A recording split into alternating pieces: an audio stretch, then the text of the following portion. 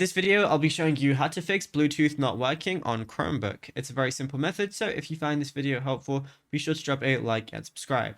Now, Bluetooth issues are often caused by interference, bloat, or a bug in the new fast pair sync service. So sometimes the Bluetooth radio is on, but stuck in a searching loop. So what you want to do is click the time on the bottom right of your screen, and then tap the Bluetooth icon to turn it off. Wait 5 seconds and then turn it back on. If the device is listed but won't connect, click the settings icon and then go over to Bluetooth and then find your device under previously connected. Click the arrow and just select forget. Try pairing the device again from scratch, and if the Bluetooth icon is grayed out or says Bluetooth disabled and won't turn on, the internal controller chip has likely crashed.